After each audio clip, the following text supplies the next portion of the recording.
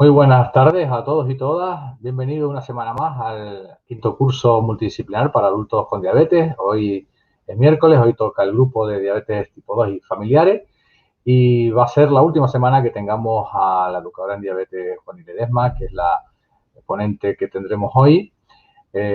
Como siempre, vamos a hacer la misma estructura de curso.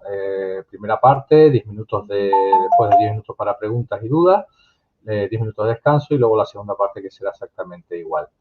Les presento para los que se hayan incorporado hoy a lo mejor al curso, a la ponente que tenemos hoy, es Juani Ledesma Machado, enfermera educadora en diabetes en el Hospital Universitario de Canarias. Y en esta tercera ponencia que va a tener Juani, nos va a hablar hoy de ejercicio físico. Ahí está el nombre el título de la ponencia de hoy, ¿por qué es necesario hacer ejercicio físico en la diabetes tipo 2? Así que les paso ya con ella. Cuando quiera, Juani, buenas tardes. Hola, buenas tardes. ¿Hola? ¿Se me oye?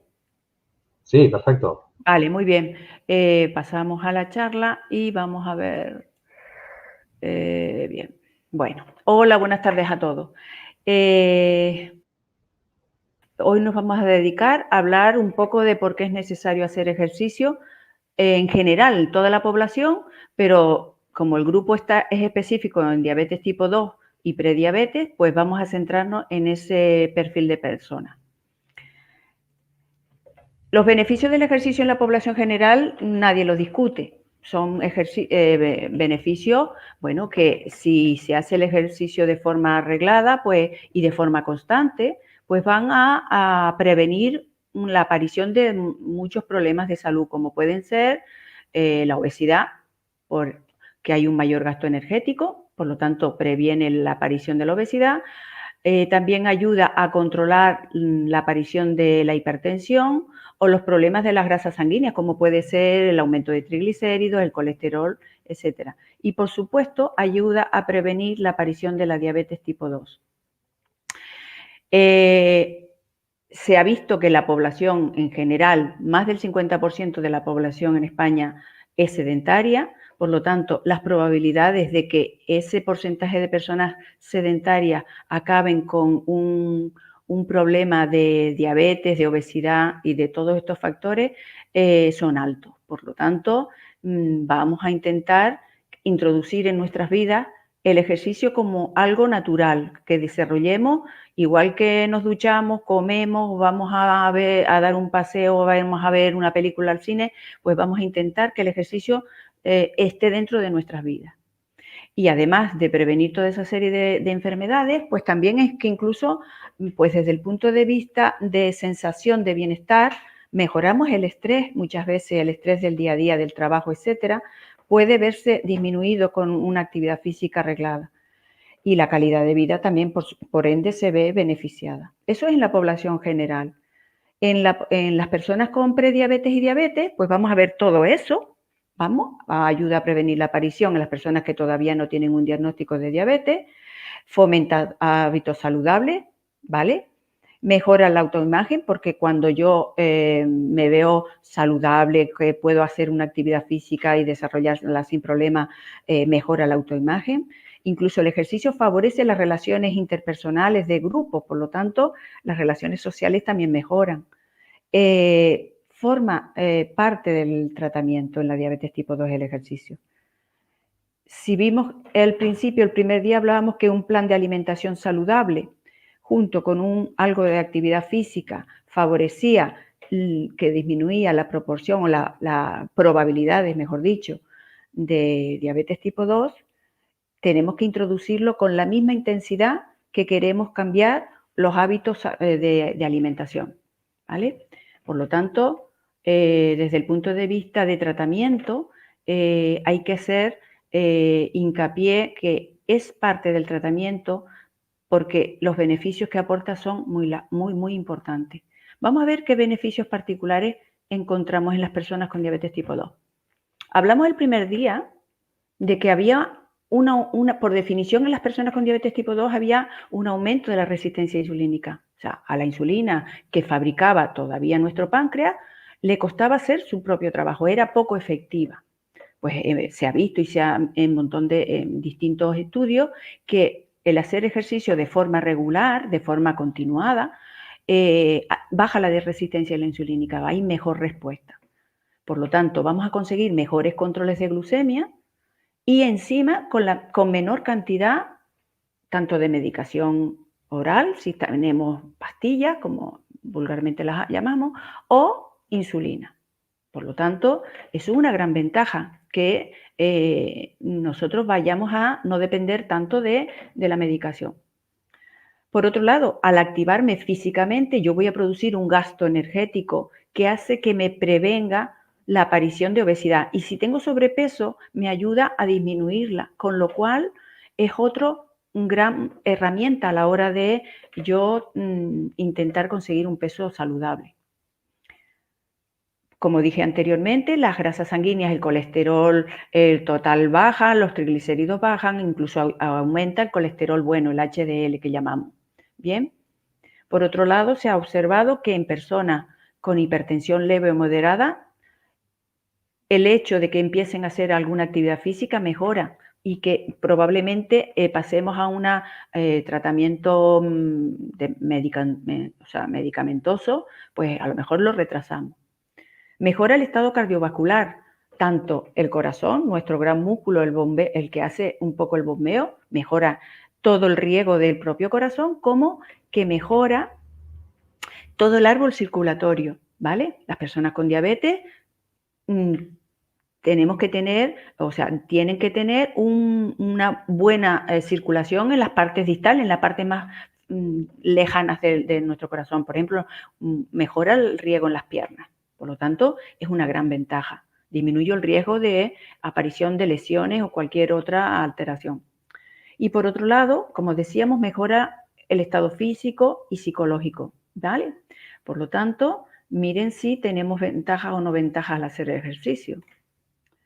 ¿Qué tipos de ejercicios hay?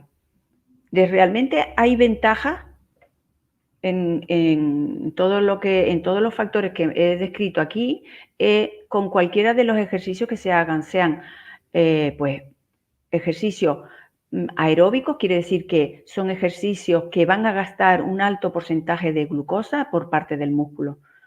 Son ejercicios que suelen tener una duración media o larga, en la cual hay una gran demanda de glucosa por parte del músculo y gracias a la insulina es la que introduce esa glucosa dentro del músculo. Por lo tanto, hay una bajada de glucosa importante como respuesta a este ejercicio. Bien, y por otro lado, hay ejercicios, lo que se llama anaeróbico o ahora se llama de fuerza o resistencia, que suelen ser ejercicios muy intensos o hipercortos en el tiempo.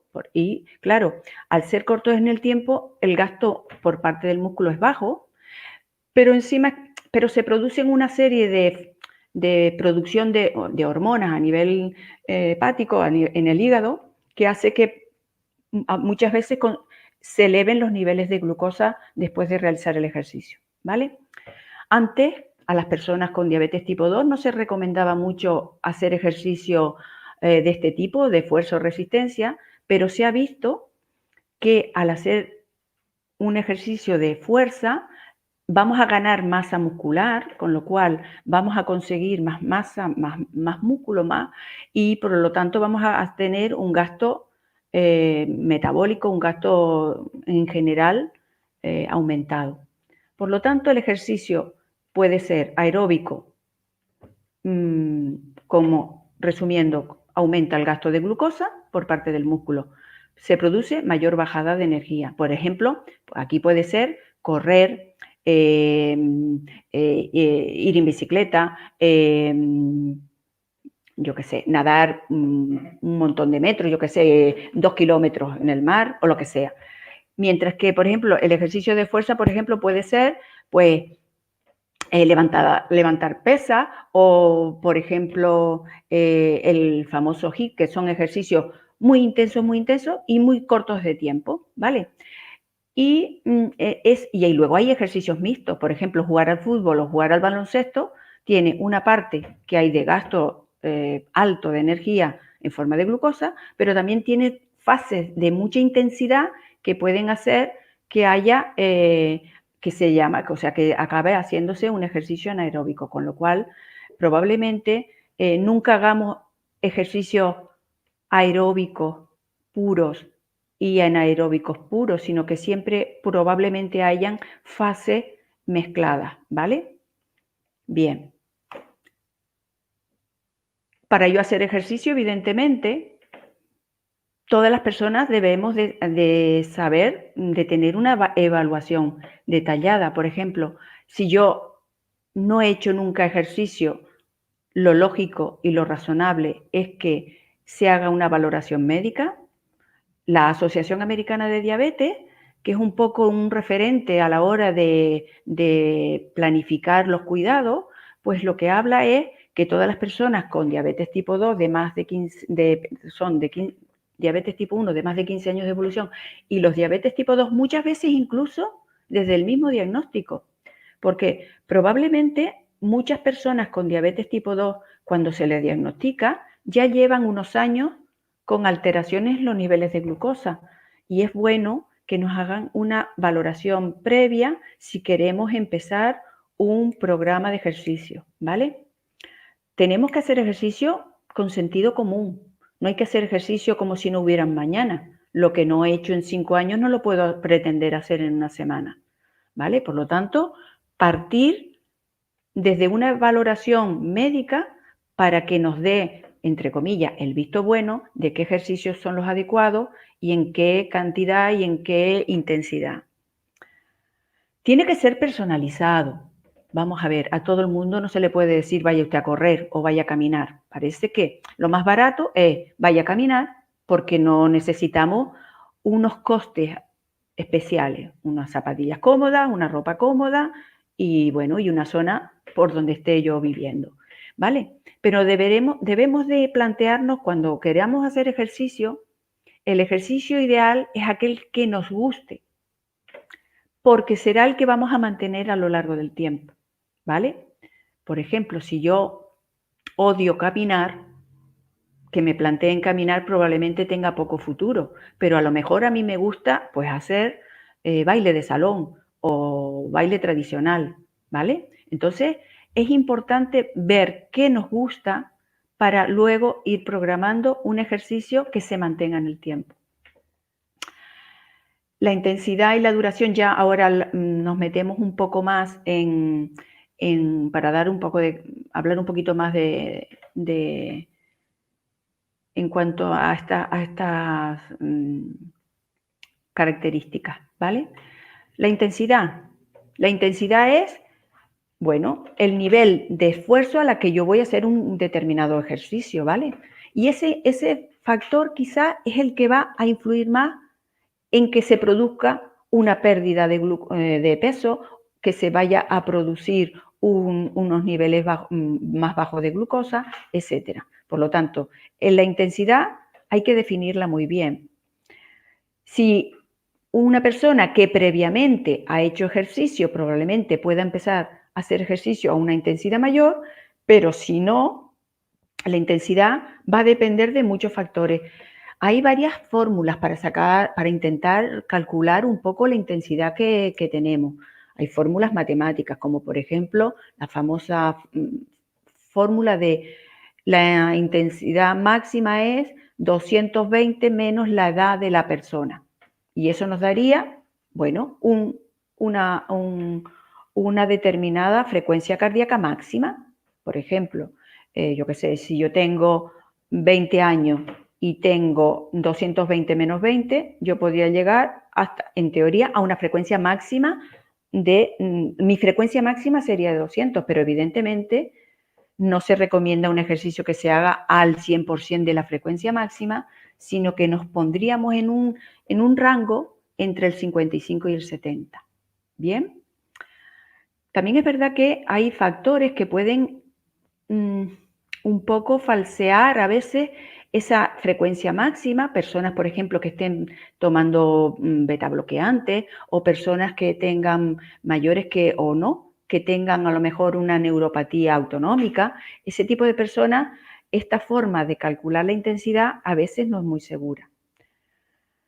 Luego, también otra manera de calcular la intensidad a la que hacemos el ejercicio es algo más de andar por casa y realmente es efectiva, que se llama el test de la conversación o el test del habla.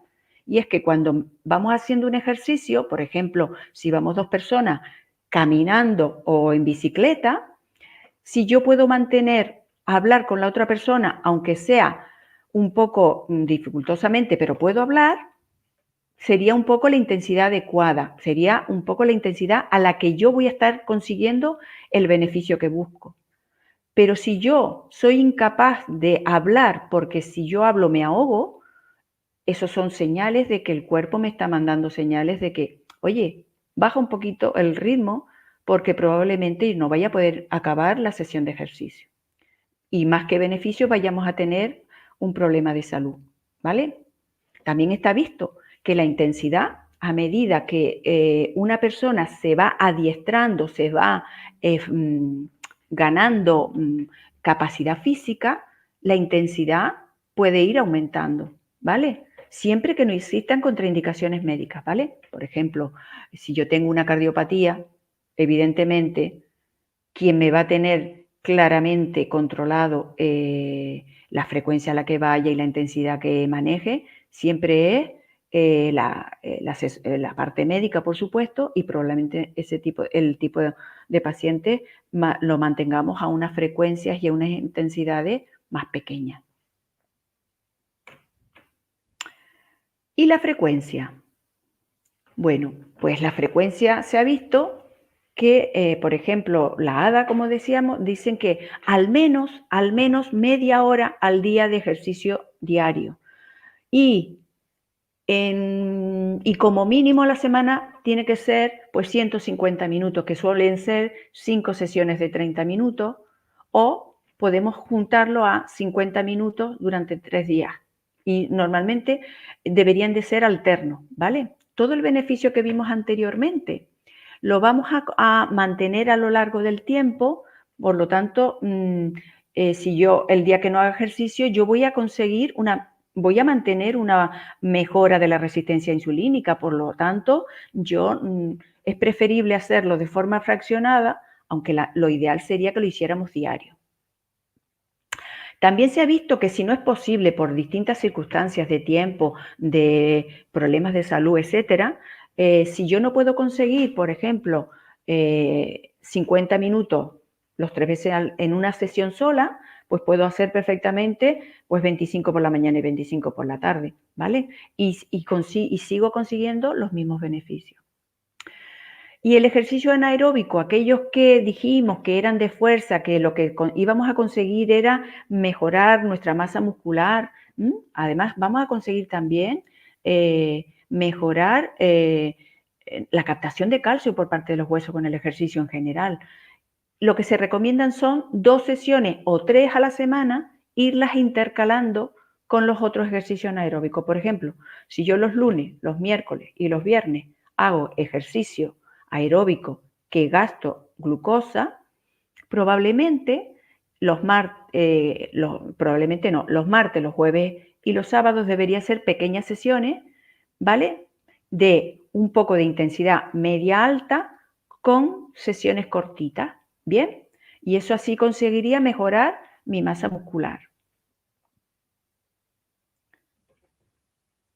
Y en cuanto a la progresión del ejercicio, vamos a ver, dijimos al principio, depende de dónde parto. O sea, si una persona ha hecho ejercicio durante toda su vida, partiremos de la intensidad de la que él tiene de base. Por lo tanto, siempre hay que hacer una valoración previa de si esa persona ha sido activa, si no ha sido activa, para empezar a trabajar, ¿vale? No es lo mismo, por ejemplo, hacer un ejercicio en una persona muy sedentaria, que le mandaremos, por ejemplo, a caminar sesiones de 15 minutos a una intensidad baja, que una persona que ha hecho un ejercicio de correr o ha estado correr o bicicleta o lo que sea, y ahora, porque tiene una diabetes tipo 2, la vayamos a poner con intensidades bajas. Eso por un lado. Una vez empiece él a tolerar esa intensidad baja, el siguiente paso es vamos a aumentar el número de sesiones por semana. A lo mejor en vez de 3 sesiones por semana vamos a poner pues 4 o 5 sesiones por semana. Bien, durante esos periodos pequeños de 15 o 20 minutos, ¿vale? Posteriormente vamos subiendo de 30 a 40 minutos hasta que lleguemos a las sesiones pues en torno a 1 hora, ¿vale? No se recomienda más de 1 hora de ejercicio porque 1 hora más de ejercicio realmente va a ser, no vamos a conseguir grandes ventajas, un mayor beneficio, pero sí es probable que aparezcan efectos secundarios o problemas derivados del exceso de tiempo de hacer ejercicio. Bien. Por lo tanto, esa progresión tenemos que hacerla con mucho sentido común. Y por otro lado, cada fase, cuando vayamos a empezar una sesión de ejercicio, tenemos que intentar adaptar el cuerpo a esa situación de ejercicio. Hay que calentar, hay que preparar nuestros músculos, nuestras articulaciones, para que no hayan calambres, para que no hayan problemas en nuestros ligamentos, para que no hayan problemas, en definitiva, a la hora de desarrollar nuestra sesión de ejercicio. Luego vendría, esta fase de calentamiento no debe ser más allá de 5 minutos, más o menos, alrededor de 5 minutos. El trabajo intenso es el grueso del tiempo, que ahí se va a ir consiguiendo ya la intensidad que yo quiero buscar para producir un beneficio, un gasto. Y acabada esta sesión de trabajo intenso, tengo que ir enfriando la palabra es enfriando, pero es como dijéramos, ir desescalando la intensidad para que nuestro corazón se vaya adaptando, ¿vale? Poco a poco al reposo, al ejercicio, o sea, al no ejercicio.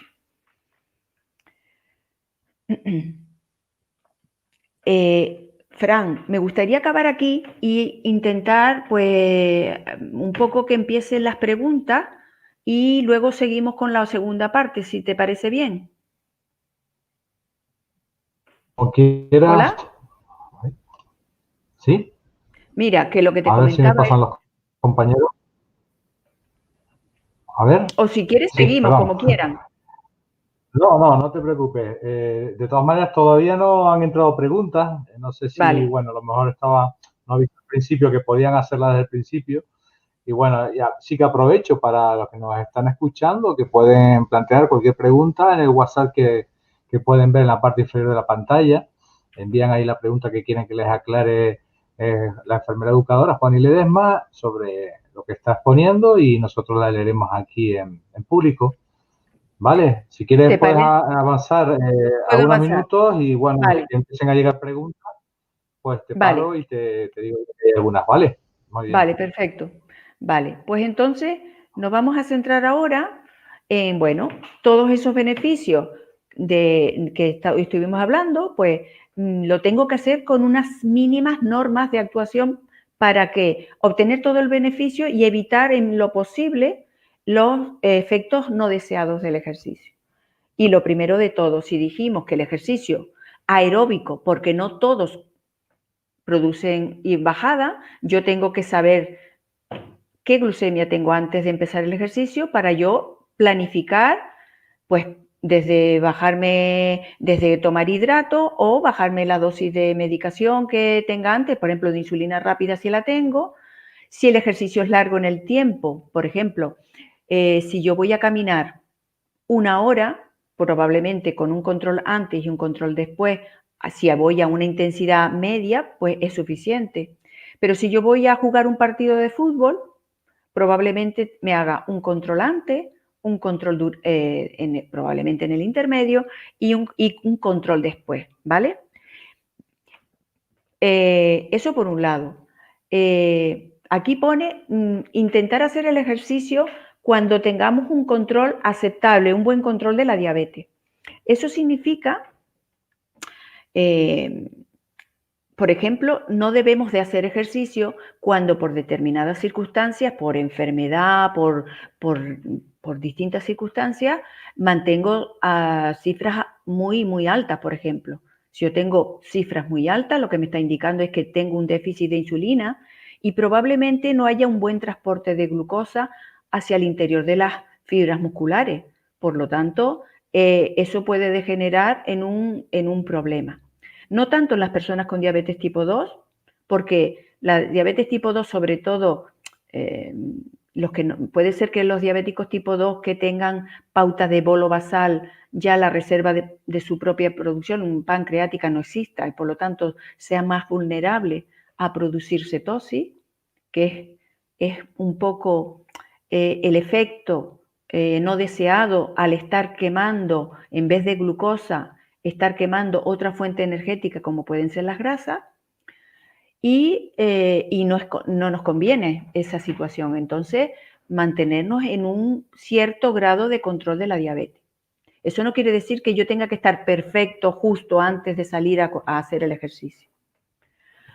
Disponer de hidratos de carbono de absorción rápido, sobre todo cuando voy a hacer un ejercicio de tipo hipoglucemiante aeróbico, que produce mayor gasto, ¿vale? Por lo tanto, por ejemplo, si voy a correr o si voy en bicicleta o si voy a hacer ese tipo de ejercicio muy largo en el tiempo, probablemente tenga muchas probabilidades, muchas posibilidades de que mi gasto energético, mi gasto de glucosa se produzca y me pueda provocar una hipoglucemia. Tengo que tener reposición de hidratos para tomar en caso de que ocurra esa circunstancia.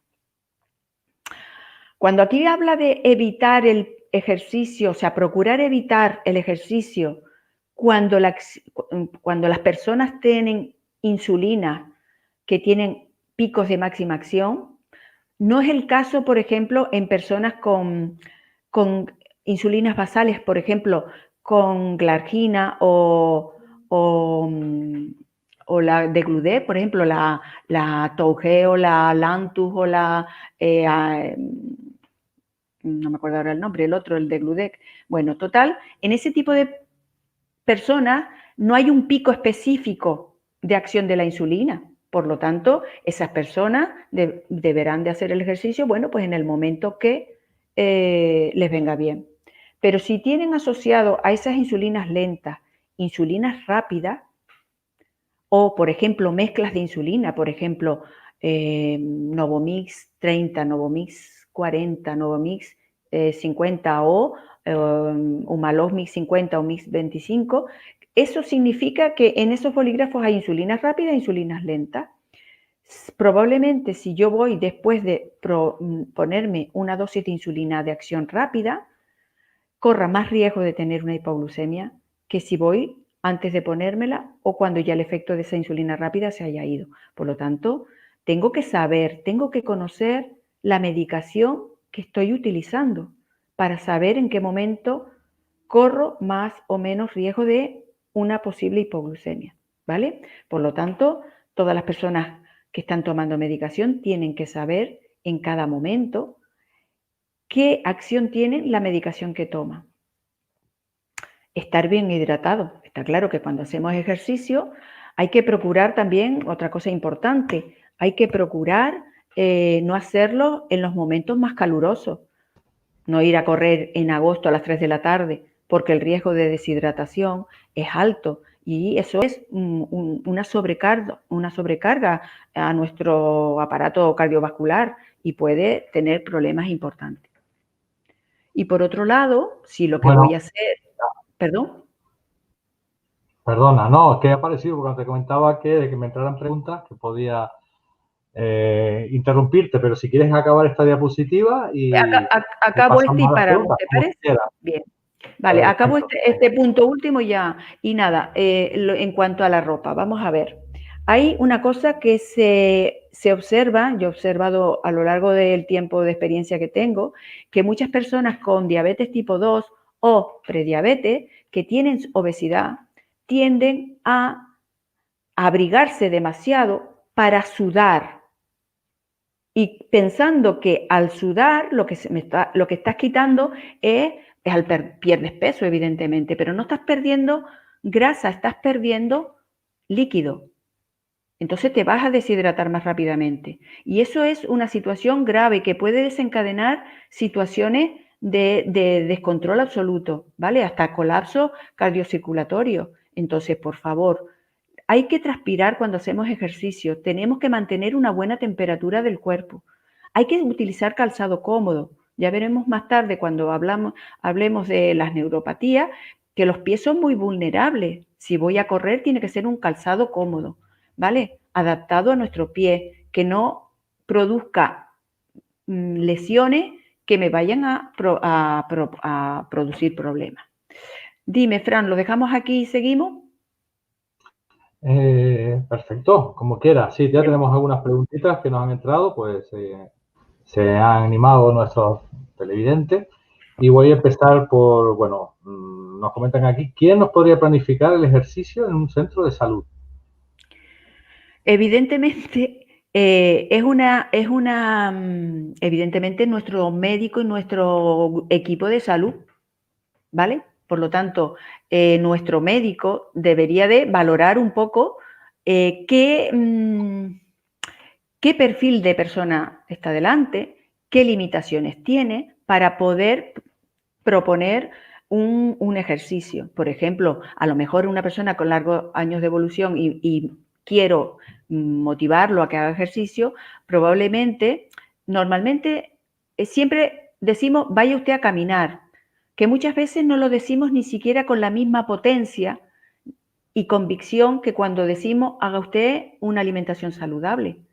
Y eso es un punto que deberíamos de mejorar los sanitarios, ¿vale? Pero evidentemente, contestando esta pregunta, es el equipo de salud quien lo lleva, quien tiene que hacer una valoración previa de cómo está. Si el médico de cabecera valora que tiene que ser, pues por las razones que sea, hacer un electro o porque yo quiera hacer un determinado ejercicio, pues sería lo más conveniente, ¿vale? Por lo tanto, es nuestro equipo de salud quien nos tiene que dirigir a esa valoración y un poco valorar un poco qué ejercicio sería el más adecuado para cada uno. Perfecto. Eso, había otra pregunta en el mismo sentido también que nos habían enviado. Creo que la misma respuesta les puede valer a esta persona. Tenemos a ver otra por aquí. Ando y hago natación, si hace buen tiempo. Y en casa, pues bicicleta estática. Pero eso de fuerza como que me da miedo.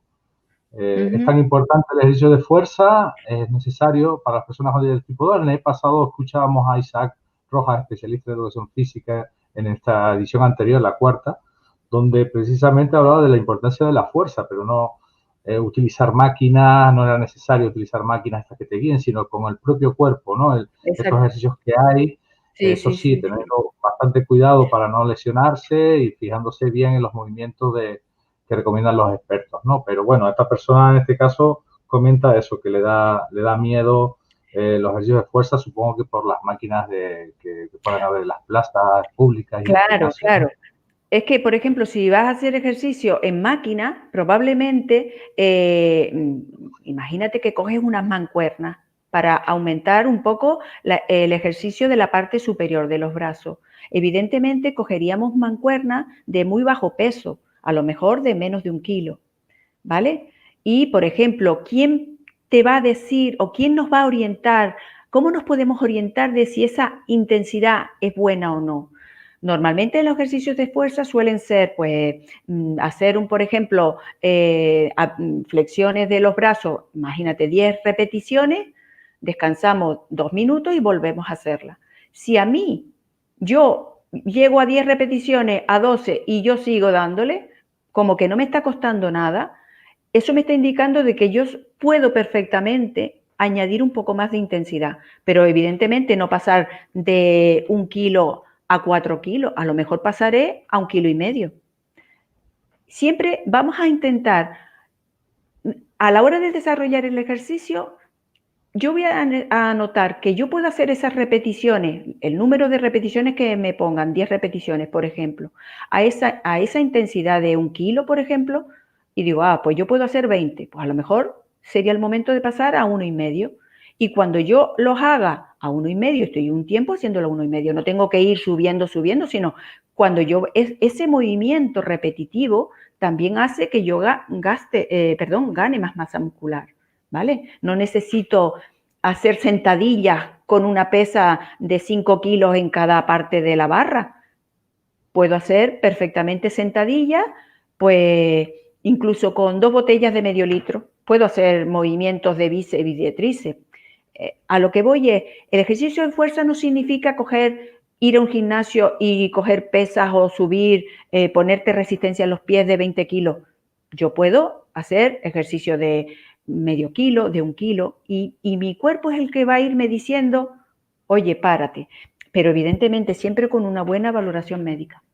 Es bueno que lo consulte con su médico, porque él es una persona, la persona que, no sé si es él o ella, me parece que dijo natación, o sea, es una persona que tiene un cierto grado de actividad habitual, por lo tanto, probablemente añadir esos pequeños ejercicios de fuerza con su propio cuerpo, no hay que añadir más cosas, sería bueno. Muy bien. Tenemos también otra pregunta que se refiere más bien a las cifras adecuadas para empezar. Antes lo comentabas en la diapositiva anterior, las cifras adecuadas para empezar el ejercicio físico. ¿Cuál pueden ser? Aquí, por ejemplo, esta persona pregunta que él siempre se hace la prueba, él o ella se hace la prueba de glucemia y si es recomendable hacerlo si se tiene, por ejemplo, 65 o 250. Bueno, lo hablamos en una transparencia posterior, en una diapositiva posterior, ya hablamos un poco de qué hacer según las cifras de partida, sí. ¿Vale? Pero bueno, en principio, dependiendo del ejercicio que yo vaya a hacer, por ejemplo, si yo voy a hacer un ejercicio que gasta mucha glucosa, un ejercicio aeróbico, probablemente yo tenga que tener un cierto colchón de nivel de glucosa para evitar la hipoglucemia, ¿vale? Por lo tanto, puede ser que a lo mejor depende de esa cifra, bueno, pues a lo mejor, yo qué sé, estoy en torno a 180, pues probablemente tenga un cierto colchón de glucemia para hacer el ejercicio con una cierta garantía de que no tenga hipoglucemia. Si tengo una cifra ajustada, bueno, pues ya aprenderé un poco a tomar qué cantidad de hidratos dependiendo de la intensidad con la que yo vaya a hacer el ejercicio. Perfecto. ¿Podrías explicar en qué consiste la cetosis? Vale, vamos a ver. No me metí mucho con la cetosis porque como esto era un grupo, pero voy a intentar explicarlo lo más claro que pueda. Vamos a ver, normalmente el combustible natural de nuestras células, sobre todo de las células musculares, entre otras, suelen ser la glucosa, ¿vale? La glucosa es nuestro combustible natural. Y la glucosa entra dentro de los músculos, dentro de la célula, gracias a la insulina, que es la hormona que nos transporta ese azúcar al interior de la glucosa, al interior de la célula, disculpen. ¿Qué ocurre cuando mantenemos cifras altas de forma mantenida en el tiempo? O sea, yo estoy horas con niveles de 250 o más. Pues probablemente lo que me está indicando esto es que tengo un déficit de insulina en mi cuerpo. Por lo tanto, las células se ven obligadas a ir al plan B energético. Y el plan B energético es utilizar el otro combustible que tenemos en el cuerpo, que es la grasa. Pero al quemar ese tipo de combustible, al quemar esa grasa, se producen unas sustancias de desecho que son los cuerpos cetónicos. Bien, no debemos de tener no debemos de tener habitualmente niveles altos de cuerpos cetónicos en sangre. ¿Qué ocurre? Bueno, pues que si ese nivel de cuerpos cetónicos se eleva, es lo que se llama un cuadro de cetosis, que no viene a ser otra cosa sino un cuadro grave de hiperglucemia por falta importante de insulina. Eso normalmente va a pasar más en las personas con diabetes tipo 1, pero pudiera ocurrir también en algunas personas con diabetes tipo 2 en las cuales ya sus reservas estén agotadas y ya tengan un planteamiento de insulina similar a lo que tiene un diabético tipo 1, que es insulina basal, insulinas rápidas para las comidas. En ese grupo de personas sí será probablemente probable que aparezca esa situación por enfermedad, por distintas circunstancias, por estrés también puede provocar que hace que las necesidades de insulina aumenten, ¿vale? Por lo tanto, hay que estar al loro con estas situaciones. No sé si me he explicado bien, creo que... Perfectamente, Juani. Ha Vale. sido una muy buena explicación. Es verdad que esto ocurre más en las personas que tenemos tipo 1 y sobre todo a veces también con los que solemos usar ya de bombas de insulina, ¿no? Cuando hay algún tipo de obstrucción de las cánulas de catéter, pero bueno, pues esta persona quería saber exactamente qué era la cetosis y creo que lo has explicado perfectamente. Buenas tardes. ¿Por qué cuando voy al gimnasio entro con 120 de azúcar y salgo más alto o más alta, con 160, por ejemplo? Pues porque, por ejemplo, normalmente depende del ejercicio que se haya hecho, normalmente suele haber si voy a hacer ejercicios, por ejemplo, de alta intensidad, lo que probablemente ocurra es que hay el cuerpo ha fabricado también una serie de hormonas, y el hígado que ha sacado toda la glucosa que tiene en su guardada, pero es que además él ha fabricado glucosa a través de pues, otros circuitos y momentáneamente en ese tipo de ejercicio anaeróbico suele ocurrir eso. Hay un alto, probablemente hay unos niveles altos de glucosa por unos niveles altos de hormonas de estrés. Por ejemplo, fabricamos mayor cantidad de adrenalina, mayor nivel de cortisol y esas hormonas hacen que haya una resistencia a la insulina pero probablemente ella, no sé si lo habrá experimentado, es que no es bueno corregir justo en el momento de salir del ejercicio, de la sesión, porque pasada una hora y media, ese nivel de estrés baja y la captación de glucosa por parte del músculo es alta. Esa sensibilidad es tan alta que absorbe todo ese exceso de glucosa. Y muchas veces, si corregimos justo al terminar de hacer el ejercicio, lo que puede ocurrir es provocarnos una situación de hipoglucemia. Muy bien.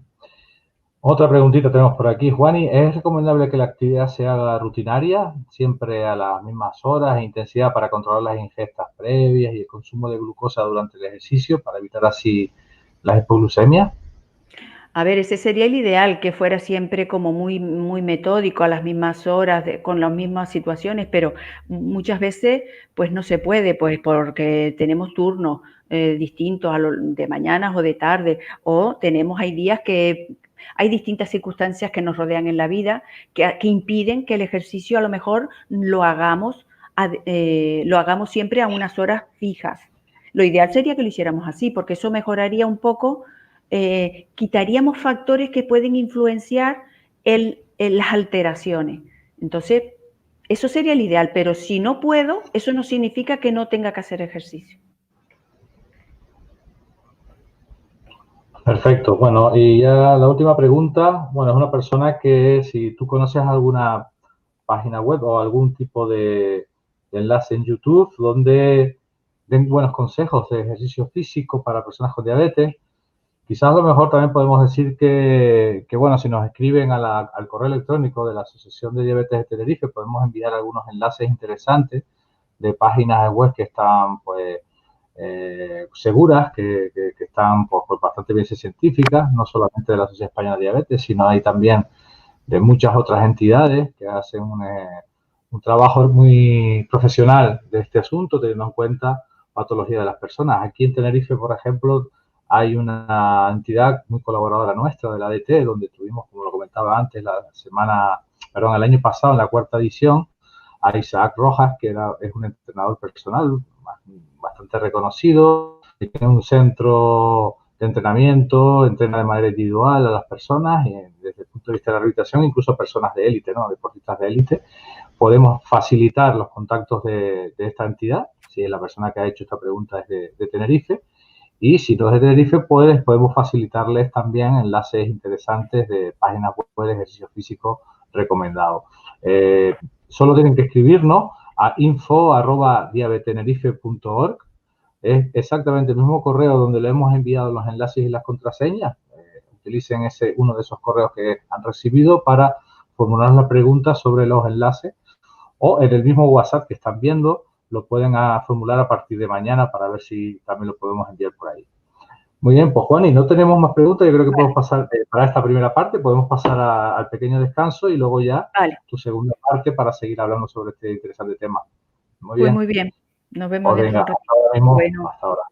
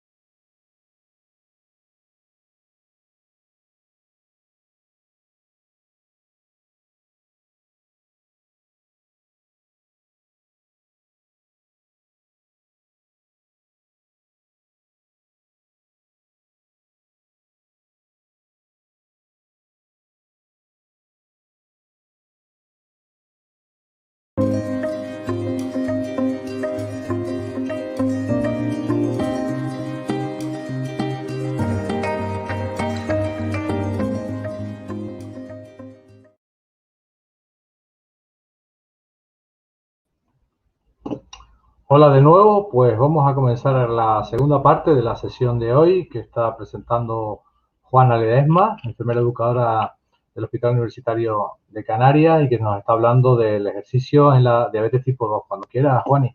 Vale. Bueno, acabamos antes de ver esta serie de normas para hacer un ejercicio con el menor riesgo posible y vamos ahora a centrarnos en cómo adaptamos el tratamiento al ejercicio, ¿vale? Para el tratamiento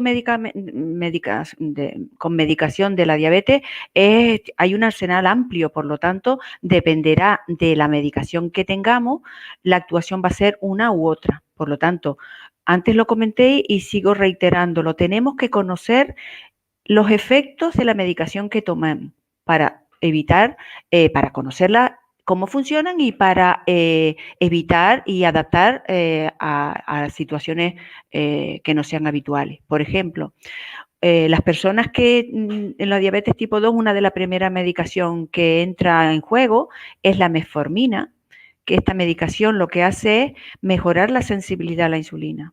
¿Vale? No produce no aumenta la secreción de insulina, sino que lo que hace es que la que fabrica la propia persona, pues mejora su efectividad. Por lo tanto, si la tomamos sola, no produce, no hay riesgo de bajada de azúcar. Por lo tanto, no hay que reducirla ni tomar exceso de hidratos o lo que sea. Por lo tanto, esa metformina por sí sola no tenemos que tomar ningún cuidado especial. Si esa metformina se asociara a otra medicación, por ejemplo, a una sulfonilurea, a una glinida, que sí tienen riesgo de hipoglucemia, pues también tendríamos que intentar cambiarla. Pero la metformina por sí sola no la produce. El segundo grupo de medicación son lo que se llaman secretagogos, lo que aumentan la producción propia que tenemos nuestro páncreas produce todavía, pero es como que lo exprime, es como si fuera un exprimidor que me aumenta la producción propia. Y claro, si hacemos ejercicio de larga duración, el riesgo es alto de hipoglucemia, por ejemplo, y a lo mejor en situaciones largas, por ejemplo, estoy pensando, por ejemplo, en una sesión de senderismo, por ejemplo, donde vamos a caminar 4 o 5 horas por un espacio, un territorio que tiene altos y bajos. Entonces, es un ejercicio alto de intensidad, duro, el gasto energético es alto y el gasto de glucosa es alto. Por lo tanto, el riesgo de bajada es alto. Habría que intentar ajustar la medicación. Una cosa que tenemos que saber es si la persona con diabetes tiene peso normal, bueno, pues no pasa nada, podría adaptarlo pues aumentando los hidratos de carbono y no modificaría la medicación. Pero si tengo sobrepeso, a lo mejor no me interesa compensar con más cantidad de hidratos, sino con menos medicación para que pueda el ejercicio pueda producir una bajada de peso. El siguiente grupo se llaman glinida y son sustancias, son medicaciones que lo que producen también producen insulina propia, o sea, son como exprimidores a corta duración. Las sulfonilureas producen el efecto a largo plazo, mientras que las glinidas aumentan la producción de insulina en los momentos de la hora de la comida. Por ejemplo, tenemos, yo qué sé, el Novonor o el Prandin, son medicaciones que la tomamos cuando vamos a comer y duran pues alrededor pocas horas. Lo que justo es la absorción de esos hidratos, con lo cual el riesgo es menor, pero existe el riesgo. Por lo tanto, si voy a caminar ese ejemplo que puse anteriormente, probablemente antes de la comida primera que haya salido, por ejemplo, si voy a salir después del desayuno, probablemente sería indicado no tomarme esa pastilla antes del desayuno porque yo voy a producir ya un gasto por sí solo con la actividad física y así evitaría la hipoglucemia a lo largo del desarrollo del ejercicio, ¿vale? Luego hay una serie de medicaciones que son los inhibidores de la DPP4, los análogos de GLP-1, los glucosúricos. Son una serie de medicaciones que lo que hacen actúan de forma distinta. Por ejemplo, los glucosúricos lo que hacen es que intentan controlar el azúcar intentando arrastrar glucosa a través de la orina, por lo tanto no producen un aumento de la producción de insulina propia y el riesgo de hipoglucemia no hay, ¿vale? Eso es igual que, por ejemplo, los análogos de GLP-1. Eso, inyecciones de, por ejemplo, que me imagino que algunos se estarán poniendo, como pueden ser la Victoza y otros análogos similares, que suelen ser medicaciones que se usan en la diabetes tipo 2 para mejorar la producción de insulina, incluso se ayudan a bajar el peso porque producen una cierta saciedad después de las comidas, porque se produce el vaciado del contenido del estómago, se ralentiza y estamos más sensación de más lleno. Por lo tanto, en esas medicaciones de por sí solas no hay que modificarla cuando vamos a hacer ejercicio. Sí produciría un riesgo alto sería, las personas que están con insulina basal, por ejemplo, la Lantus, la Toujeo, la Tresiba, que son los nombres comerciales de la Glargina, de Gludec, etcétera. Y si vamos a hacer ese ejercicio largo en el tiempo, 6, 7 horas de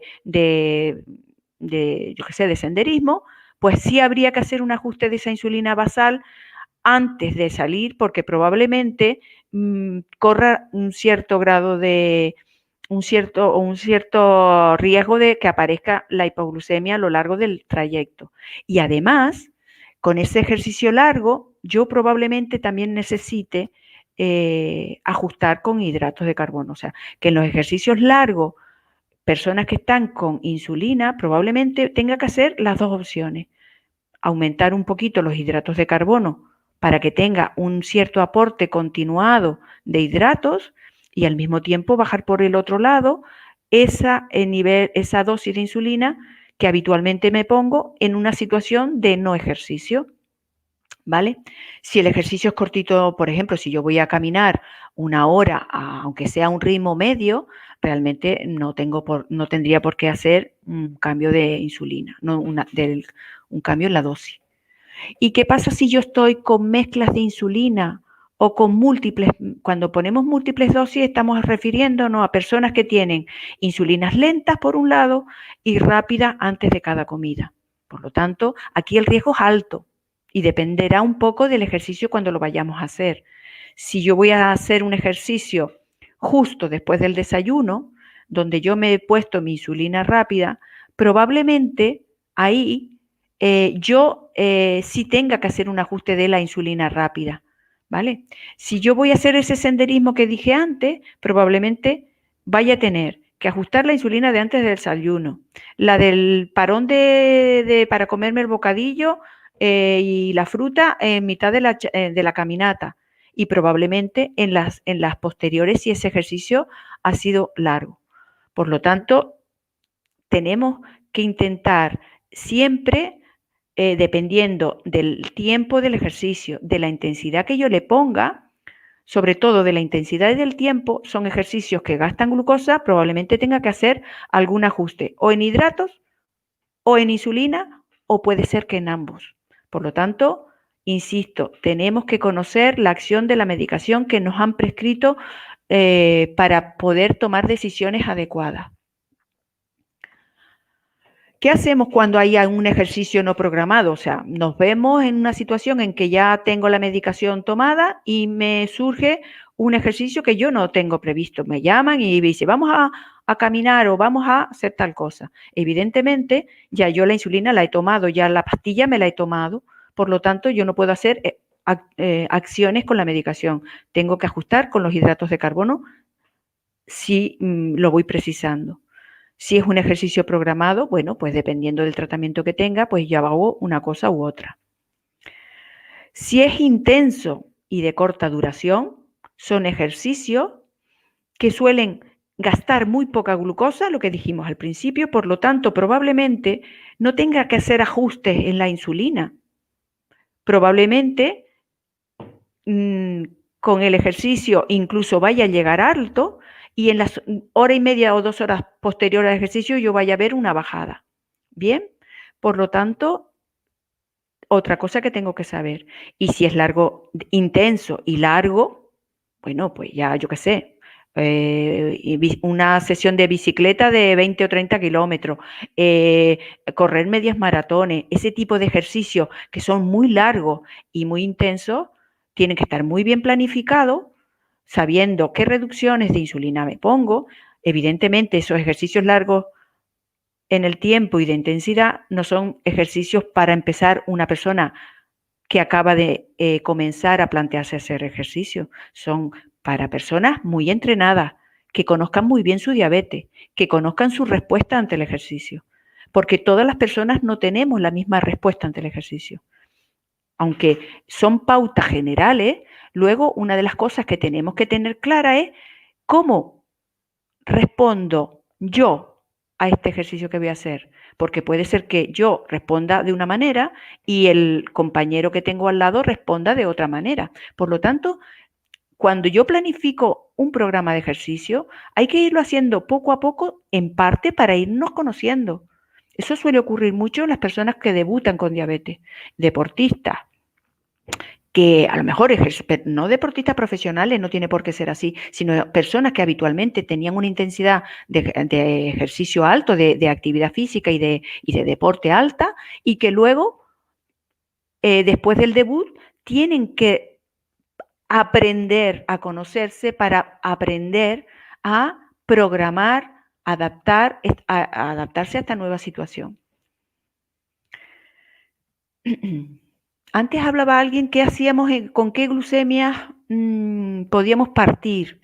Bueno, hay una, según la ADAS o la Asociación Americana de Diabetes, bueno, pues se ha planteado unas normas de salida, ¿vale? Pero luego, lo que dije antes, cada persona tiene que saber cómo responde en particular ella, ¿vale? Por ejemplo, aquí pone que con glucemias menores a 90, pues debemos de tomar un poco de hidrato, o sea, tenemos poco colchón energético de glucosa para afrontar esa actividad física. Según el tipo, si yo voy a hacer ejercicio aeróbico de larga duración y de intensidad alta, evidentemente esos hidratos de 15 o 30 gramos probablemente no sea, esto va a ser totalmente insuficiente y yo vaya a tenerlo a lo mejor que doblar.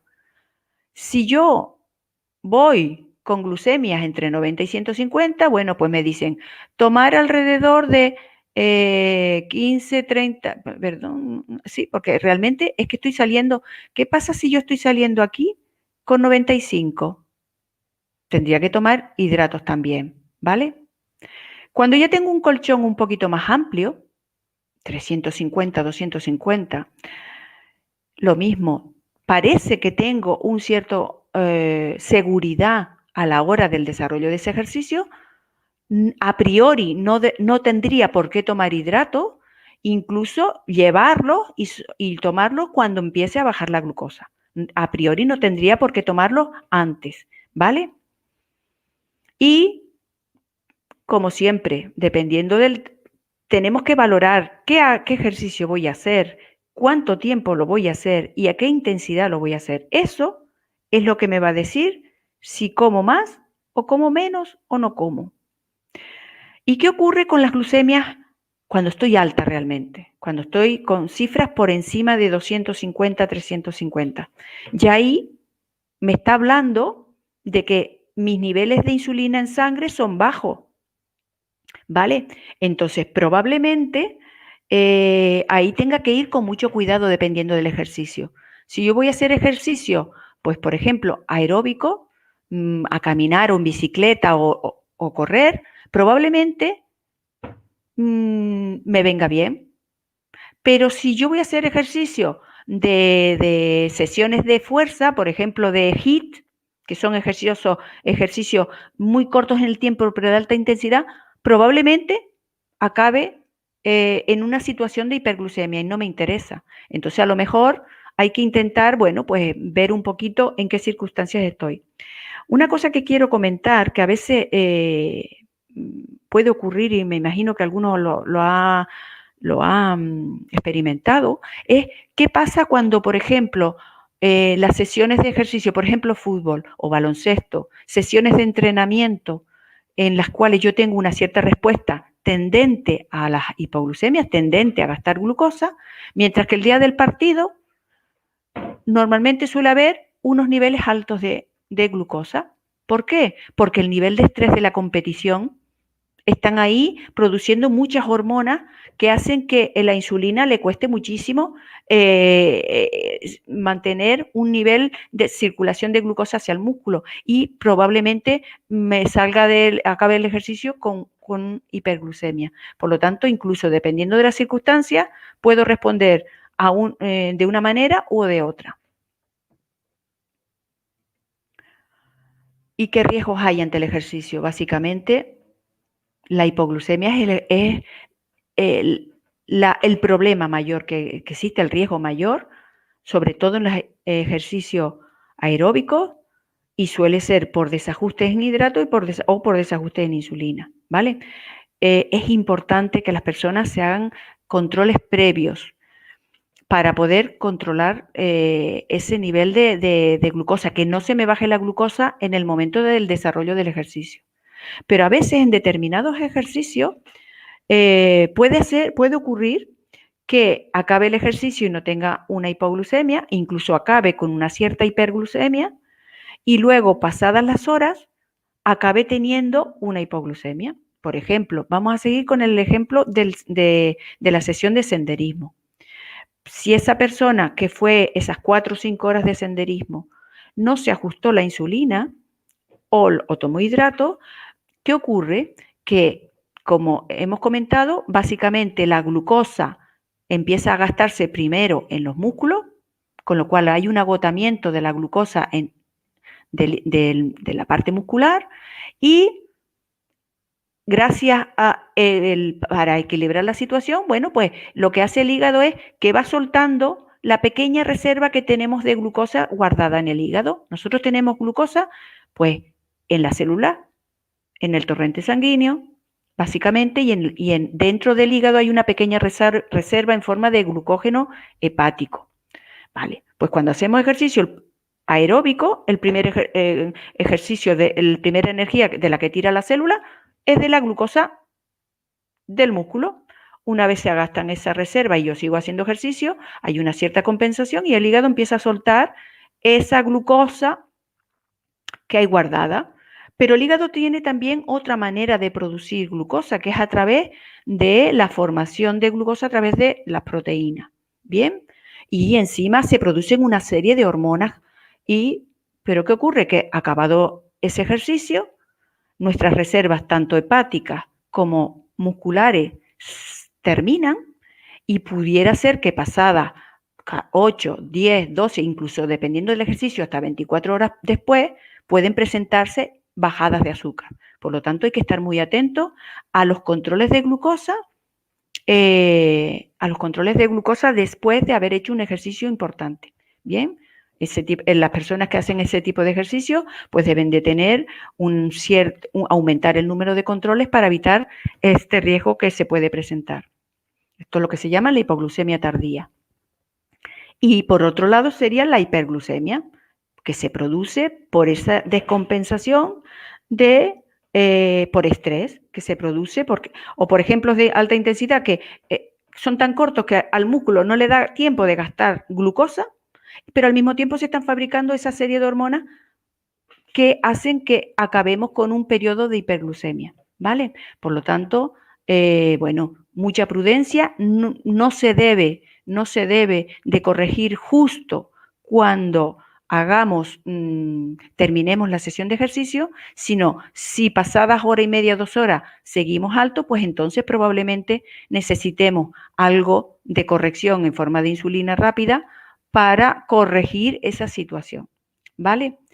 Yo creo que en esta parte ya está.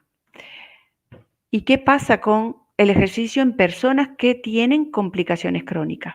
Las complicaciones crónicas son aquellas alteraciones que se producen por un mal control de la diabetes de forma repetida en el tiempo. Quiero decir, no por tener un periodo corto, un mal control de la diabetes, un control deficiente, yo voy a acabar con un problema de una complicación crónica, ¿vale? Hay veces que la gente dice, tener diabetes es acabar con un problema en los pies o en los ojos, lo que sea, y eso no es así. Todos sabemos que si mantenemos un buen control de forma habitual, aunque pasemos por bache, bueno, pues estas complicaciones crónicas pueden alargarse en el tiempo y si están, pues se pueden controlar bastante bien, sin afectar a la calidad de vida en general. ¿Qué problemas pueden haber? Pues problemas cardiovasculares. Pues primero a nivel de nuestro corazón, en personas que tienen problemas cardiológicos, por ejemplo, yo que sé, una cardiopatía isquémica, pues está claro, y dependiendo del nivel, o sea, si tengo un problema cardiológico importante, probablemente este tipo de personas deban estar supervisadas por personal específico de rehabilitación cardíaca, dependiendo del nivel de afectación. Hay que controlar en estas personas mucho la frecuencia cardíaca, ¿vale? Porque si mantenemos frecuencias altas, vamos a hacer que haya un gasto cardíaco alto y probablemente el corazón no esté preparado para aguantar esas frecuencias tan elevadas, esas intensidades tan grandes. ¿Qué ocurre con las personas cuando tienen problemas vasculares, pero no a nivel de nuestro corazón, sino a nivel por ejemplo, de una arteriopatía, un problema vascular en las piernas? Entonces, en ese tipo de personas a lo mejor se recomienda caminar sesiones, por ejemplo, en que tengan problemas de claudicación intermitente, pues a lo mejor poner sesiones a caminar a intensidades bajas y cortas de tiempo para que si se produce dolor, pues poder un poco controlar ese dolor. No hay que llevar las sesiones largas porque probablemente no se vayan realmente a terminar, no las vayan a poder finalizar. En cuanto a las neuropatías es las alteraciones de los nervios que se producen por efecto del mal control crónico, ¿vale? Los nervios no dejan de ser sino como los cables que llevan la electricidad al cuerpo. Bien, pues los vasos sanguíneos que riegan esos nervios pueden verse afectados. Y si esos nervios nos afectan, por ejemplo, a las piernas, pues pudiera ser que yo no detectara que tuviera falta de sensibilidad, por ejemplo, cuando voy a caminar o a correr. En estas personas que tienen falta de sensibilidad en las piernas, se recomienda ejercicios que no tengan un impacto repetido en las piernas. Por ejemplo, correr, saltar. Esas personas son muy vulnerables ante ese ejercicio, por lo que cualquier lesión puede verse agravada en esta situación. Y por otro lado, hay otro tipo de neuropatías que son las que afectan al control que tiene el cuerpo de mantener nuestra temperatura, de que nuestro corazón mantenga una serie de frecuencias determinadas o que nuestro vaciamiento del estómago tenga un ritmo adecuado. Por ejemplo, en personas con gastroparesia diabética, eso es una palabrota ahí fea, pero lo que significa es que hay una especie de enlentecimiento del vaciado del estómago y muchas veces la comida queda muchas horas sin soltarse del estómago y puede provocar hipoglucemia, por ejemplo. Por lo tanto, hay que intentar que el ejercicio, hacerlo en determinados momentos en que a lo mejor no corra ese riesgo. O sea, en este tipo de personas con neuropatías, sí tenemos que tener las neuropatías autonómicas donde la contracción del corazón o el control de la temperatura del cuerpo puede estar afectado, pueden provocar situaciones importantes. Por lo tanto, tenemos que tener una valoración muy, muy exhaustiva por parte médica que nos permita, que nos diga qué nos permite y qué no nos permite, ¿vale? Por lo tanto, eso es importante. En cuanto a las personas con nefropatía, si es una nefropatía leve, pues que todavía no hay una nefropatía, es una alteración de los vasos sanguíneos del riñón y puede ser, el riñón es como una especie de coladera y lo que hace es que va filtrando la sangre, la filtra y va absorbiendo todas las cosas que tiene que dejar en el cuerpo, las proteínas, las vitaminas, todo eso lo deja en el cuerpo y va dejando soltar pues las sustancias de desecho de la digestión, etcétera, ¿no? Entonces, ¿qué ocurre? Que cuando se produce una nefropatía, pues imagínense ustedes esa coladera que se le hacen pequeños agujeritos y que por esos agujeros empiezan a soltar pues las proteínas que no debería dejarlas soltar. Al principio, si ese agujerito es pequeño, con manteniendo un buen control, yo revierto muchas veces esa situación, pero si esa alteración va aumentando, es probable que haya determinadas circunstancias del ejercicio, por ejemplo, en una persona con una insuficiencia renal crónica, ejercicios muy intensos hacen que, por ejemplo, dejemos salir mucho nivel de proteína. Entonces, a lo mejor no nos conviene, ¿vale? Por ejemplo, también la hipertensión.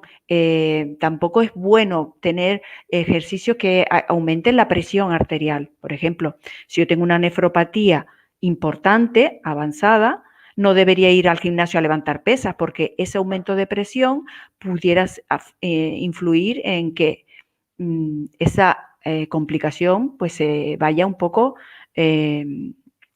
aumentando y no me conviene. ¿Y qué pasa con la retinopatía? O sea, la retinopatía hace efecto, o sea, habla de la alteración de los vasos sanguíneos que riegan el fondo del ojo. La retina es la parte más noble del ojo, donde realmente nos hace que veamos. Por lo tanto, la afectación de esos pequeños vasos pueden afectar también a nuestra capacidad de visión. Un ejercicio inadecuado puede ser que me produzca lesiones importantes. Por ejemplo, vamos a seguir una persona con una retinopatía importante, lo que llamamos retinopatía proliferativa, quiere decir una ya avanzada. Si va a un gimnasio a subir pesas con mucho peso, lo que va a crear es una presión intratorácica grande y una presión dentro del ojo que lo que puede provocar es un sangrado intravítreo o un desprendimiento de retina. Por lo tanto, tenemos que tener claro en qué situación estamos para poder adaptar ese ejercicio a nuestra realidad, ¿vale? Y para finalizar, hemos hablado de un montón de beneficios a la hora de hacer el ejercicio, pero siempre ponemos barreras para desarrollarlo. Toda la población cada vez nos estamos haciendo más sedentarios, a pesar que nos indican que hay estudios que nos lo demuestran, que hacer ejercicio tiene muchas ventajas para estar saludable, pues siempre ponemos falta de tiempo. Es verdad que estamos abocados a jornadas laborales elevadas, que muchas veces salimos agotados, muchas veces puede ser que nos aburrimos, a lo mejor el ejercicio que elegí no me divierte, por eso es importante saber elegir el ejercicio que hacemos. Hay gente que dice que su barrera es la falta de dinero para ir a un gimnasio o para comprarse determinadas cosas. Y luego, pues bueno, el que dice que cuando hace calor porque hace calor, el que hace frío cuando hace frío, el que llueve porque llueve. Entonces, lo que sí está visto es una cosa, nuestra sociedad encima está potenciando, consiga usted las cosas sin esfuerzo. Hagamos ejercicio, me compro la máquina para que me mueva los pies. Vaya usted a comprar, pero si puedo, meto el coche dentro de la tienda. Apruebe usted la carrera con 2 asignaturas suspendidas, sin esfuerzo. Ese es realmente el mantra que se está adueñando de esta sociedad, en la cual decimos, oye, ¿para qué movernos si hay una máquina que me mueve los pies? Pues ante la falta de tiempo, pues sesiones cortas. cuando hablamos de falta de tiempo, hagamos una introspección nuestra con nosotros mismos, con nadie más, realmente valorar cuánto tiempo estamos viendo la tele al día, ¿vale? A lo mejor podemos ver la tele y sentarnos en la bicicleta estática esos 10 o 15 minutos, sería una alternativa. Pues si estoy aburrido de ir al gimnasio martes, jueves y sábado, pues a lo mejor pues lo que puedo hacer, cambiar la rutina, me pongo unos cascos, me voy a caminar o paro el gimnasio y me voy a punto a baile. Ese tipo de cosas que me hagan cambiar un poco la rutina. Cuando la falta de dinero, la falta de medios a veces es la gran dificultad, bueno, pues a lo mejor, dijimos antes, el caminar es una estrategia barata.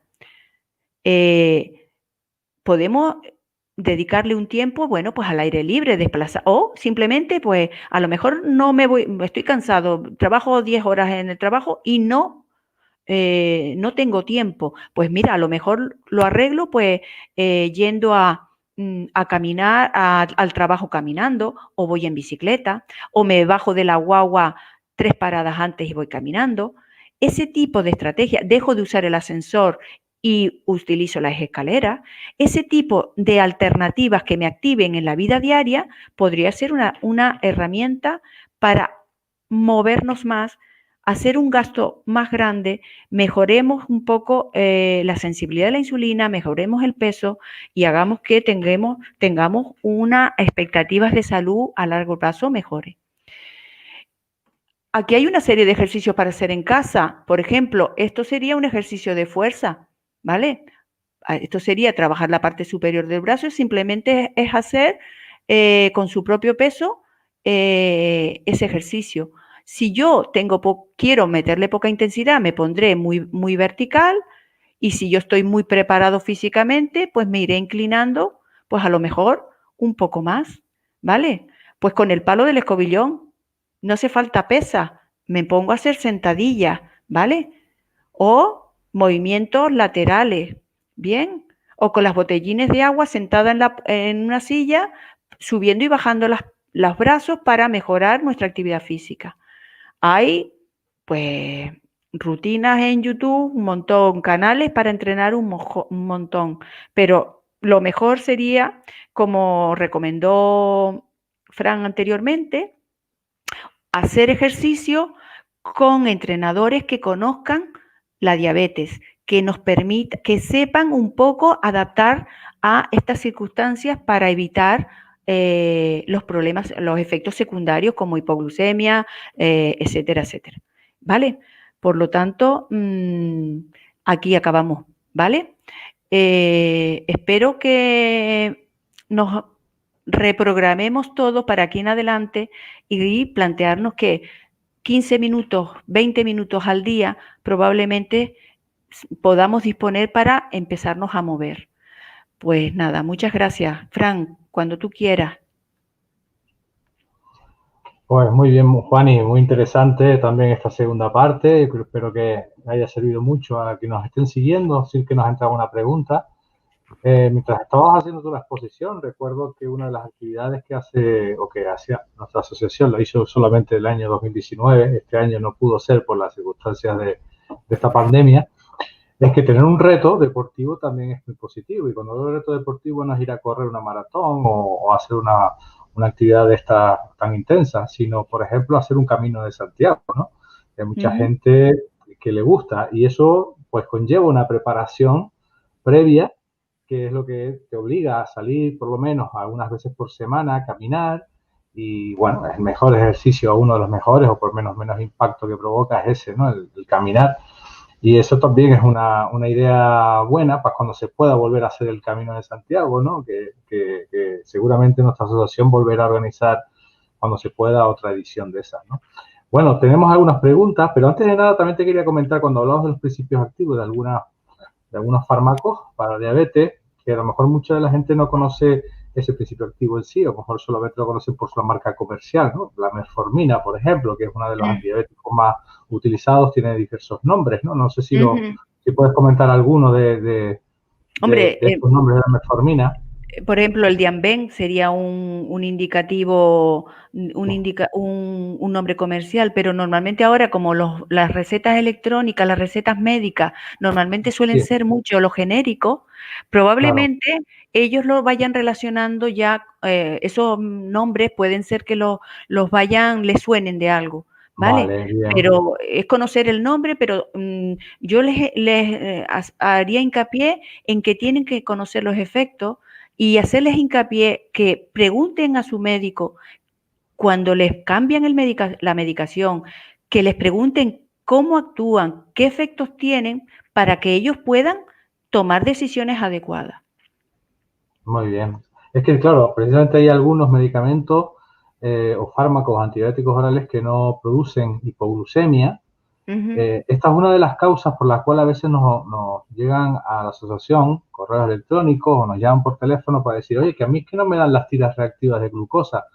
Nosotros explicamos a todas las personas que nos hacen llegar preguntas similares que precisamente, bueno, uno de los consensos en los que llegó la Sociedad Española de Diabetes y que utilizan casi todos los servicios de salud de casi todas las comunidades autónomas es basarse en ese documento que elaboró la Sociedad Española de Diabetes, donde recomiendan, según el tratamiento que tenga cada persona, no el tipo de diabetes, sino el tratamiento, porque a unos sí tienen derecho a tener tiras reactivas de glucosa y otros no.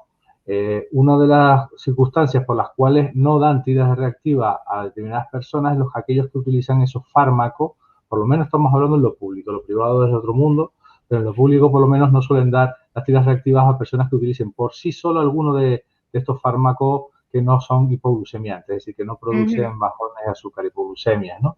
Y ahí ujú. están por las metforminas, los inhibidores de PP4, estos análogos LP1, que el más conocido es la Victoza, los glucosúridos, etcétera. Bueno, haciendo solamente esa introducción, también queríamos preguntarte, antes de pasar a las preguntas que también me han pasado por aquí, ¿qué opinas tú, por ejemplo, personas con diabetes tipo 2 que estén utilizando antidiabéticos orales, pastillas, que pueden causar hipoglucemia, o incluso insulinas, cualquier tipo, basales o Ujú. combinaciones, que hacen frecuente ejercicio físico?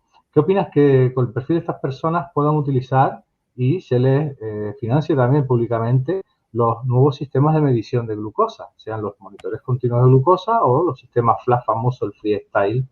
¿Crees que Ujú. son también para estas personas útiles estos sistemas? Hombre, vamos a ver, en un paciente, en personas, disculpa, en personas con diabetes tipo 2 con múltiples dosis de insulina, ¿en qué se diferenciaría ese tratamiento con un diabético tipo 1? Evidentemente en nada.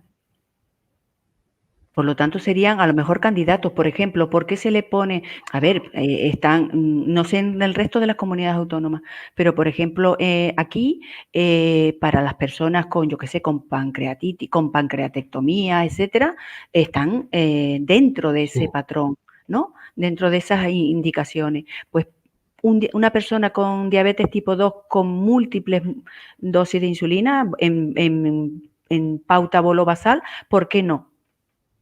¿Por qué Ajá. no? Y si fueran solo pastillas bueno, que pueden causar hipoglucemia, a lo mejor. Ujú, Hablo de ese perfil que se tiene que dar a las cosas, ¿no? Que utilicen ese tipo de medicamentos y ujú. que sean, pues, personas que hacen ejercicio habitualmente, ¿no? Aunque sea solo caminar, pero caminan todos los días y a lo mejor caminan 1 hora o 2 horas diarias y que tienen un riesgo de hipoglucemia alto. Creemos que también puede ser útil al menos uno de estos sistemas para ellos, ¿no? Claro, a ver, lo que pasa, a ver, toda la información que a ti te dé opción ajustes, está claro que evidentemente es Objetiva. potente, ¿vale? O Ujú. sea, lo que habría que plantear es en qué circunstancia la persona con diabetes tipo 2, yo tengo un sensor, pero ¿qué hago con los datos de ese sensor? Ahí está, o sea, ¿por qué es la importante la educación, la formación? Yo tengo, cuando muchas veces, cuando falta formación, es tanta los datos que te da un sensor que te puede abrumar realmente. Entonces, yo te diría, desde mi punto de vista, que a futuro no debería de estar cerrado a nadie, pero creo que la formación en diabetes tipo 2 tiene que estar en vanguardia, igual que en las personas con diabetes tipo 1, para que muchas personas no acaban de entender, por ejemplo, y siguen diciendo, tengo una diabetes de la buena porque no me estoy poniendo no me estoy poniendo insulina. Relacionan la insulina con algo malo. A ese nivel todavía estamos en la diabetes tipo 2 muchas veces. Entonces, a la larga, probablemente el sensor se va a abrir las puertas, pero evidentemente yo creo, y ahora me quiero mojar bastante, yo creo que la diabetes tipo 2 con múltiples dosis debería de estar, en los diabéticos con hipoglucemiante en determinadas circunstancias, ¿por qué no? Pero siempre acompañándolo de formación y para que se tomen decisiones adecuadas. Eso es importante. Y es una parte que como colectivo tienen que reivindicar. O sea, gran parte de que los sensores haya llegado es por reivindicaciones de las asociaciones de personas con diabetes. Pues hay que seguir, o sea, no hay que quedarnos anclados a decir, ya conseguimos que cubra los diabetes tipo 1 y ya está. Hay que seguir. Probablemente ¿costará? Pues probablemente, pero hay que seguir con esa insistencia de que las personas con diabetes tengamos todas las herramientas a nuestra disposición. Está claro, es una de nuestros objetivos también, por supuesto, es conseguir los mismos derechos que tenemos las personas con diabetes tipo 1 y la diabetes tipo 2. Ya sabes y nos conoces que hemos estado luchando muchos años porque haya una ampliación de la formación en diabetes, la educación etológica en todos los centros de salud. Ya no solamente es que sea una petición que hagamos aquí en Canarias, sino que sabemos que hay muchas comunidades autónomas donde también están trabajando en lo mismo. Y bueno, a ver, ¿lo conseguiremos algún día? Pues todo depende de la voluntad, muchas veces política, pero también gestora, de que vean que la formación en diabetes es fundamental.